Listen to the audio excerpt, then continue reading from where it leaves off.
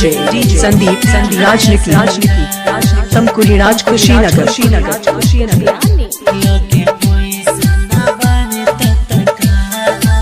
Mix by Sneha recording studio Jamo Chand टोला।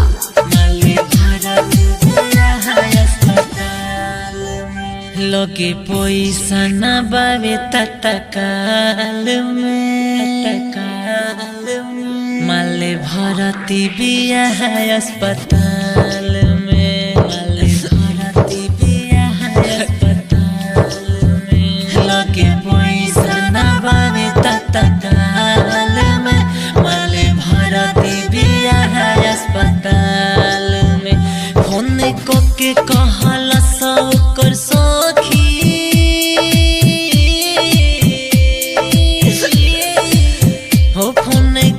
कहला सौकर सखी पानी चढ़ता रवि फिलहाल में।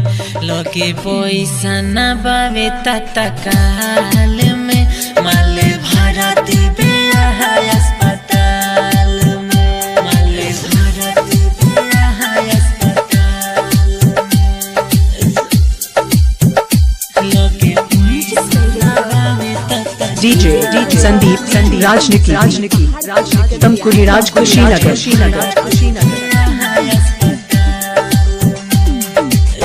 कोई देर यारवा हमारो मदा भूलम न तोरे दिल के दर्द जिंदगी मौत से लड़त बारी ली बचाई उनकर जान।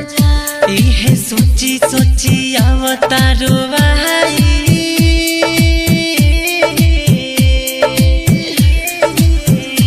इहे सोची सोची अवतारो भाई होई गइल बाई सनहाल में। लगे पैसा न बावे तत्काल में माले भरती बिया है अस्पताल में। माले भरती बिया है अस्पताल में।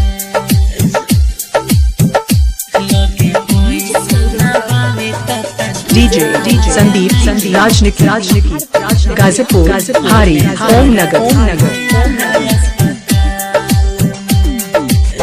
रीतिस बोला मुआ कहले तो से बारे न होश में।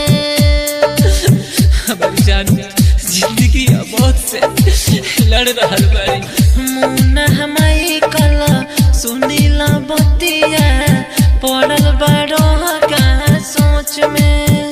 सच कहिले मुन्ना परे